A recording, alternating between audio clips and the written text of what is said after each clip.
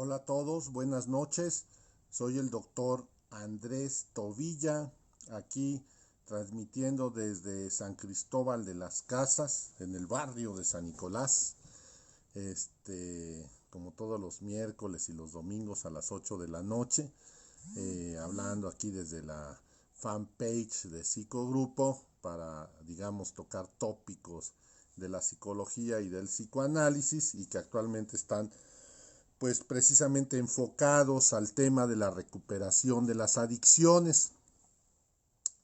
He estado ahora abordando uno de los indicadores o más bien de las dimensiones más características de la recuperación de las adicciones que he estado identificando en mi investigación acerca de la fenomenología de las adicciones.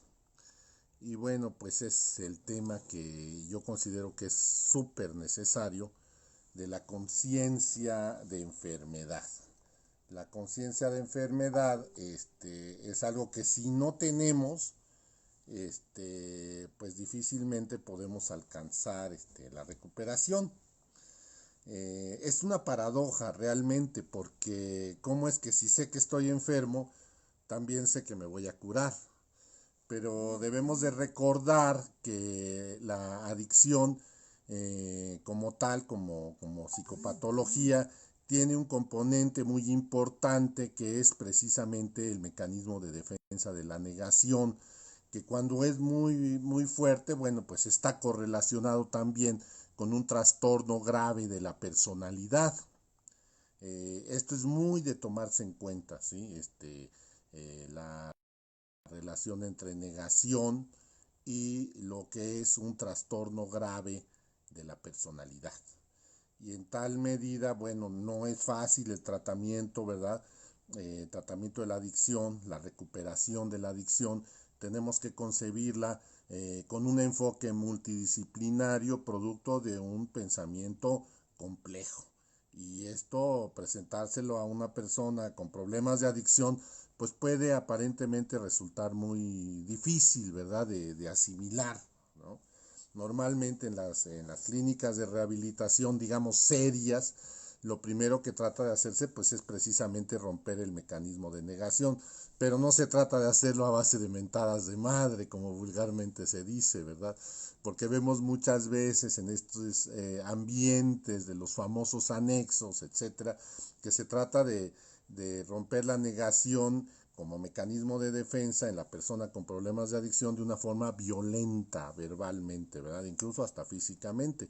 Y esto, la verdad, desde mi punto de vista, dista mucho de ser una, digamos, verdadera estrategia psicoterapéutica para que la negación ceda, ¿verdad?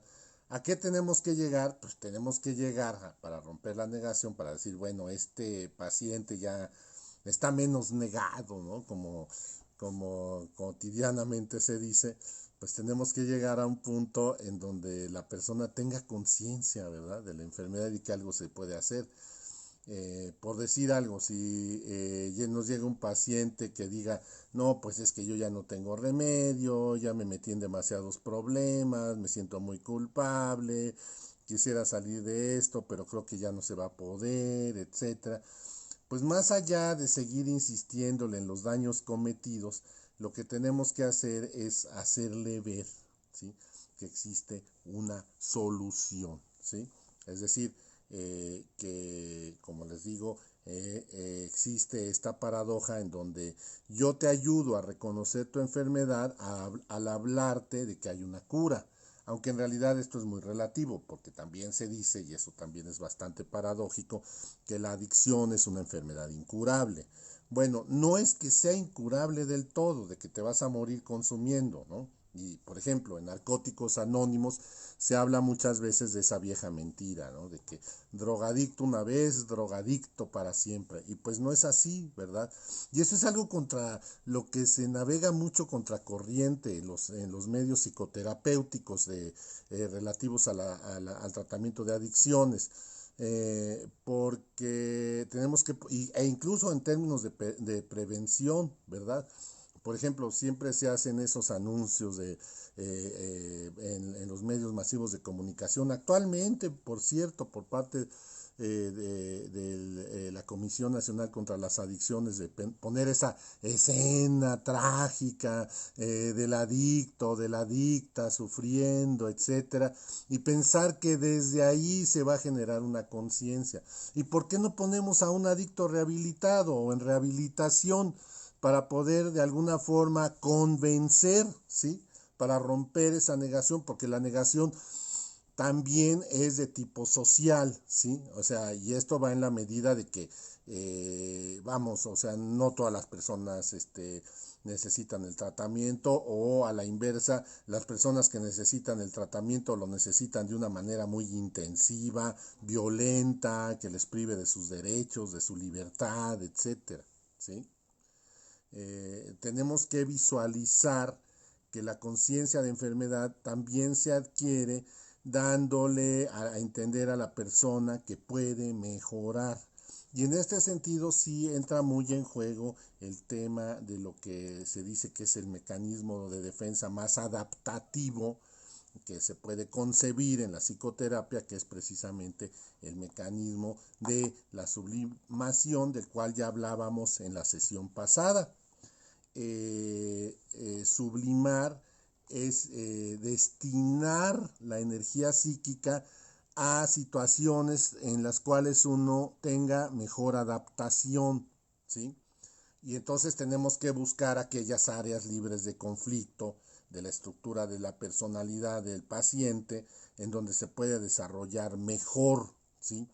Porque, a ver, si tú estás aplicando tu energía psíquica en consumir sustancias para no sentirte angustiado, o en consumir sustancias para no sentirte tan triste, o en consumir drogas, pues para de alguna manera sentirse estimulado y relacionarse mejor, etcétera, o simplemente para alejarte de una realidad que te desagrada mucho mediante drogas alucinatorias. Bueno, lo que tendríamos que pensar es cómo lograr ese tipo de, digamos, entre comillas, satisfacción, ese placer, ese goce, si nos vamos un poquito más al fondo, de una forma más adaptativa. Que aquí, bueno, Freud hablaba de algo que fuera aceptable socialmente. Sin embargo, esto está muy en discusión, porque el día de hoy, ¿qué es lo aceptable socialmente, verdad? Por ejemplo, en el caso del alcohol se habla del bebedor social. Entonces, ¿qué? ¿Va un alcohólico va a sublimar tomando menos? Pues no, ¿verdad? O sea, el tema de la aceptación social es algo que vale la pena discutir muy ampliamente. ¿Qué puede ser para nosotros una persona que sublima y que realiza conductas que de alguna manera ya no le están haciendo daño ni a él ni a otras personas? Y eso no necesariamente tiene que ver con la aprobación social, sino con la conciencia que se tiene de ser una persona bondadosa, una persona útil, una persona feliz, una persona que de alguna manera está volviéndose servicial, ¿verdad? En las comunidades de 12 pasos se tiene la gran ventaja del servicio al adicto que aún está sufriendo, ¿verdad? Es decir, llevar el mensaje, decirle a la persona, es que mira, tú te puedes dejar de drogar, perder el deseo de hacerlo y tener una nueva y mejor forma de vida, ¿sí? Ese es un mensaje importante en pro de la sublimación, que tiene mucho que ver con la recuperación, porque entonces yo en estos 3 pasos, bueno, ya me dejé de drogar, ¿verdad? Ahora estoy en una situación en donde ya no tengo deseo de hacerlos, y además, o sea, me sorprendo de mí mismo de que estoy teniendo una vida muy distinta a la que tenía yo cuando utilizaba sustancias. En esa medida es en donde tenemos que aplicarnos, ¿verdad? En ese lugar tenemos que enfocarnos para verdaderamente trabajar con una persona, proporcionándole la esperanza de que su problema se va a resolver, ¿verdad? Pero para que se pueda resolver este problema, pues se tiene que llegar la propia persona, ¿verdad? El adicto, a un convencimiento. Esta es una enfermedad que tiene una solución si yo dejo de consumir si pierdo el deseo de hacerlo y si tengo una mejor forma de vida, ¿sí? Ese es de alguna manera el quid del asunto, ¿verdad? Que la persona llegue a ese convencimiento. Bueno, primero que nada te vamos a ayudar a que pares de consumir drogas. Lo demás en este momento no importa. Date cuenta que estás enfermo y que puedes el día de hoy, incluso por periodos nada más de 24 horas o a lo mejor por periodos más breves, dejar de consumir, ¿sí? Y poco a poco te vamos a ir ayudando a que dejes o a que pierdas el deseo de consumir, que de pronto te des cuenta, bueno, pues ya me di cuenta por qué me drogaba y ahora creo que ya no tengo el deseo de drogarme porque he encontrado que eso que me hacía drogarme, pues ya lo puedo manejar de otra manera. Y al ir estando, metabolizando, resolviendo todo ese tipo de situaciones de diferente manera, teniendo conciencia, pues, de sensaciones, emociones y dándoles un nombre, sentimientos, ¿sí? Vamos a poder de alguna manera enfrentarlo, ¿verdad? Y vamos a tener actividades, ¿verdad? Alternativas, que esto también es muy importante, la llamada terapia ocupacional, que no necesariamente es algo que se prescribe, sino que te integres lo más pronto posible a tu vida laboral, a tu vida académica, de tal manera que puedas tener algo que hacer en donde puedas ocupar tu energía psíquica, que no sea algo tan autodestructivo como consumir sustancias, ¿sí? Entonces, tener de la mano conciencia de enfermedad y saber que se puede tener una solución, pues es mucho más importante a que confrontemos a una persona y le empecemos a decir es que eres un adicto, cometiste tantos daños, te portaste re mal, eres de lo peor, siéntete culpable. Y bien, o sea, ¿eso nos va a dar la solución? Pues no, o sea, la solución con respecto a la conciencia de enfermedad nos las da, eh, pues, la capacidad, lo que le llamamos el insight de la persona acerca de que tiene un problema, pero que este problema tiene una solución. ¿Qué tanto trabajo nos puede costar a los psicoterapeutas hacer esto? Bueno, pues nos costará menos trabajo si tenemos una alianza buena, una alianza firme con la persona que tiene este tipo de problemática.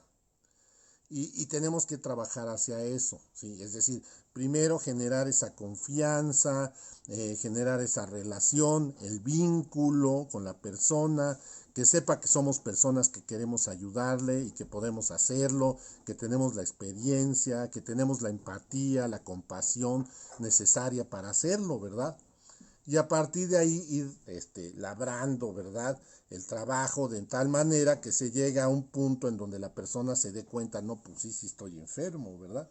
Pero le tenemos que acercar las situaciones, ¿verdad? Es que pasó esto, es que como tú me dices pasó esto otro, es que no te parece que esto puede ser algo compulsivo, ni que parece que es algo ritualístico que tú inicias en el momento en que te sientes emocionalmente mal por determinada situación que pareciera que es repetitiva, porque no sé, vives en una familia tóxica que te promueve a ese tipo de emociones, porque tú te has convertido de alguna manera en el receptor de todas esas emociones.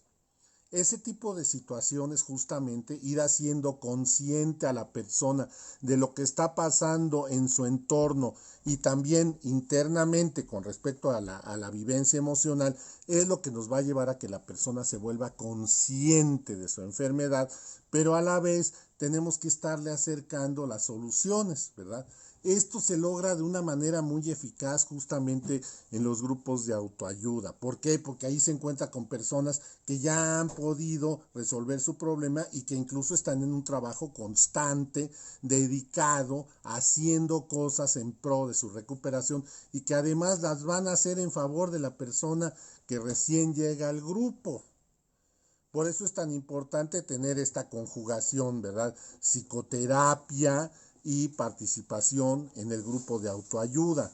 Tenemos los psicoterapeutas, tenemos que tener humildad para reconocer que necesitamos el apoyo de los grupos de 12 pasos, pero también necesitamos saber pues cómo funcionan, ¿verdad? Y tener una idea de cuáles son los grupos verdaderamente buenos o sanos que le pueden permitir a esta persona obtener una conciencia de enfermedad y también una adherencia al tratamiento, de manera que se pueda llegar a actividades que sublimen, ¿verdad? Que lleven esa energía que se estaba dedicando a la autodestrucción a algo constructivo, creativo, que de alguna manera sí represente algo en donde la persona se sienta buena, ¿verdad? Porque lamentablemente la vida del adicto es constantemente estarle recordando que no es bueno, que es digno de rechazo, etcétera, y nunca le estamos diciendo, oye, bueno, nosotros te vamos a ayudar a que resuelvas el problema de la enfermedad que tienes, lo cual debería de hacer la sociedad en su conjunto, ¿sí? No es nada más, ay, estás enfermo, mira qué cuadro tan trágico, mejor no te drogues, y no a las drogas. No, o sea, también hay un componente social muy importante de la enfermedad que justamente es donde, a ver, cuestionémonos si no es la sociedad también la que está favoreciendo estos cuadros adictivos, ¿verdad? Porque, como les decía, hay negación también social, incluso desde las mismas autoridades que se dedican a prevenir el consumo de sustancias, ¿verdad? Porque nunca pintan la forma en las que las personas dejan de consumir drogas, pierden el deseo de hacerlo y cambian de vida. Entonces esto pues es sumamente importante y no se trata, vamos, de estigmatizar a las personas que se recuperan de la adicción, porque también, ¿verdad? Se puede llegar a una superación personal pues importante, ¿verdad? En donde se tenga prosperidad, se tenga felicidad, se sea útil a la sociedad, etcétera. Y pues bueno, el día de hoy creo que lo vamos a dejar aquí. Vamos a seguir hablando justamente del tema de la conciencia de enfermedad en la recuperación de la adicción como una de las dimensiones importantes en esta fenomenología de todos los relatos que de alguna manera nos hacen los adictos en recuperación, que relativamente han tenido éxito en ella y que tienen mucho que enseñarnos para que podamos prevenir, rehabilitar y tratar. Les agradezco mucho que me hayan escuchado el día de hoy y pues algo más será revelado. Los espero el próximo miércoles a las 8 de la noche para seguir hablando de este tema en esta cuenta de Facebook Live, Psicogrupo T, P con mayúscula, T con mayúscula, las de en medio en minúscula. Se los agradezco mucho.